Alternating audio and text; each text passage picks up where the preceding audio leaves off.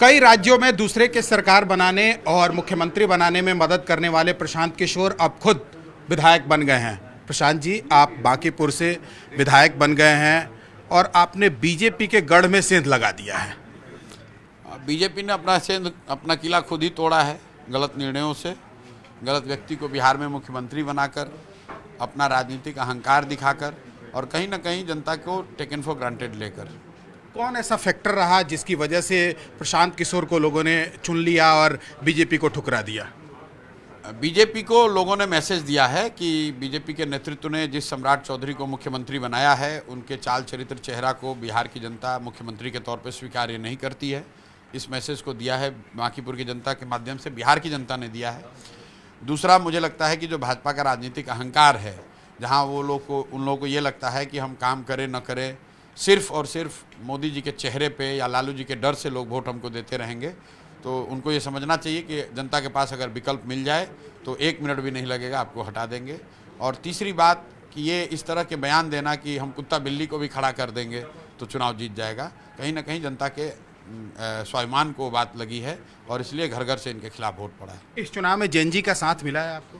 नहीं, साथ तो मिला है, वोट कितना मिला मैं ये नहीं जानता हूँ, क्योंकि बहुत वोटिंग परसेंटेज में उनकी भूमिका मुझे दिखी नहीं, लेकिन साथ तो जरूर मिला है। एक सेंटिमेंटल जो जंतर मंतर पर हुआ या पटना में भी जो लाठीचार्ज चली या जो ओवरऑल देश में माहौल है, उसका असर तो पड़ता ही है, लेकिन किसी जेएनजी ग्रुप के वोट से जीते हैं या हारे हैं ऐसी बात नहीं।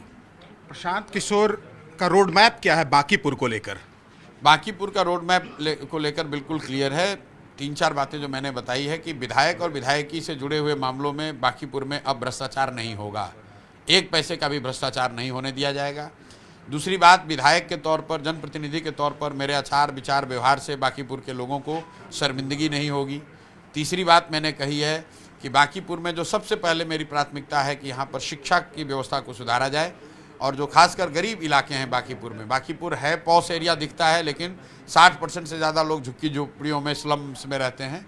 तो मैंने उनको ये वादा किया है कि साल भर के अंदर अगर उनके इलाके के सरकारी विद्यालयों में गुणात्मक सुधार नहीं होगा तो उनके बच्चों को अंग्रेजी स्कूल में, प्राइवेट स्कूल में पढ़ाने की जिम्मेवारी हमारी होगी। ये बात मैंने वादा किया है और इसको करके दिखाएंगे। इसके साथ साथ मैंने एक और बात कही है कि बांकीपुर भी अन्य दुनिया के, देश के अन्य शहरों की तरह, बेंगलोर की तरह, हैदराबाद की तरह बेहतर कैसे बने, इसका एक ब्लूप्रिंट बनाकर जारी करेंगे, ताकि आने वाले 5 साल 10 साल में सरकार उसका अगर चाहे तो उसका इस्तेमाल करके बांकीपुर को बेहतर बना दे। लेकिन एक वीडियो वायरल हो रहा है जिसमें ये आपका वीडियो दिखाया गया है, जिसमें ये कहा गया है, प्रशांत किशोर कह रहे हैं कि इसको हम बेंगलोर बना देंगे बांकीपुर को। वीडियो वायरल नहीं हुआ है, भाजपा वाले बौखलाहट में अब अंतिम चीज़ ये रह गई है, अपना यही सब करेंगे। बैठकर चिंतन करनी चाहिए। दूसरे को पन्ना प्रमुख, पेज प्रमुख, शक्ति केंद्र का पाठ पढ़ाने वाले लोग, इनके गलियों में कोई नहीं था। जब सामने से मैं खड़ा हो गया, जनता के पास विकल्प हुआ, तो इनका सारा ऑर्गेनाइजेशन धराशायी हो गया। हर गली मोहल्ले में सच्चाई ये है आज की तारीख में कि 4-5 भाजपा के गुंडे वही राजनीति को कंट्रोल करते हैं, और उन मोहल्लों में चूंकि लालू जी के डर से लोग वोट दे देते थे भाजपा को, तो लगता था कि भाजपा बहुत मजबूत है। सच्चाई यह है कि जो इनका भी राजद की तरह इनके भी हर मोहल्ले में 4-5 गुंडे हैं, जो कि भाजपा के विधायक के बिहाफ में वहाँ पर गुंडाई करते थे, बदमाशी करते थे, और इसीलिए जनता ने उनको ठोक कर वोट दिया है और ये कुछ नहीं कर पाए। चुनाव के दौरान भी अगर इनकी गुंडाई नहीं होती, पुलिस प्रशासन का साथ नहीं होता, तो भाजपा 15,000 वोट और ज़्यादा पोल होता और उस सारे वोट में भी हारते, बुरी तरीके से हारते। आपने चुनाव प्रचार के दौरान भी कहा था कि ये जो इलेक्शन है, बाई इलेक्शन, ये रेफरेंडम होगा आगे के चुनाव का, इसको किस तरह से देखा जाए? बिल्कुल रेफरेंडम है। सम्राट चौधरी मुख्यमंत्री बने हैं, बिहार में भाजपा का पहली बार मुख्यमंत्री बना, और भाजपा के राष्ट्रीय अध्यक्ष के सीट पर, उस सीट पर जहां 30 वर्ष से भाजपा हारी नहीं है, वहां पर चुनाव हो रहा है। और वो चुनाव अगर भाजपा इतनी बुरी तरीके से हार जाए, सिर्फ चुनाव ना हारा है, हर बूथ हार जाए, तो निश्चित तौर पे ये रेफरेंडम है। ये दिखाता है कि जो सम्राट चौधरी का चेहरा है, जो उनकी नीतियां हैं, जो जिस तरह से सरकार चल रही है, उससे जनता कितनी खुश है। विपक्ष का चेहरा बनेंगे प्रशांत किशोर? हम बिहार के हर उस आदमी का चेहरा हैं जिसके साथ सरकार या व्यवस्था अन्याय कर रही है। हम विपक्ष और पक्ष का चेहरा बनने नहीं आए हैं। पक्ष के चेहरा जो हैं वो भाजपा के व्यक्ति हैं जो मुख्यमंत्री हैं, विपक्ष का चेहरा तेजस्वी यादव हैं।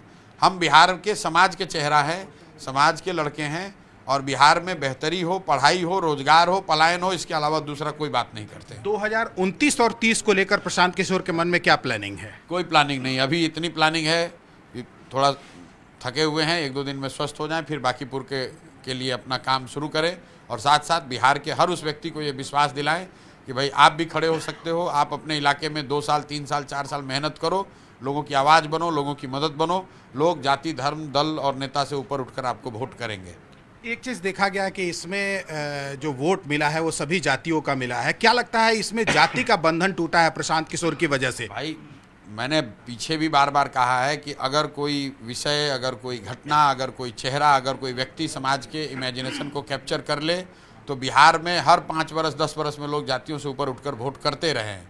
लोगों ने इंदिरा गांधी के मरने के बाद कांग्रेस को वोट किया, लोगों ने बोफोर्स के नाम पर बीपी सिंह को वोट किया, लोगों ने मोदी के चेहरे पर 14 में वोट किया, लोगों ने पुलवामा के नाम पर, राष्ट्रवाद के नाम पर वोट किया, लोगों ने अभी आज बांकीपुर में प्रशांत किशोर के नाम पर वोट दिया है। जब भी लोगों के पास ऐसा कोई विषय, कोई घटना, कोई व्यक्ति सामने दिखता है तो लोग जातियों से ऊपर उठकर वोट करते हैं। बांकीपुर ने उस बात को फिर से चरितार्थ किया है और बिहार के अन्य हिस्सों के लोगों को भी मैं आग्रह करूंगा कि आप देखिए, अपने समाज से जो सबसे अच्छा व्यक्ति आपको लगे उसको आगे बढ़ाइए, उसको मजबूत कीजिए।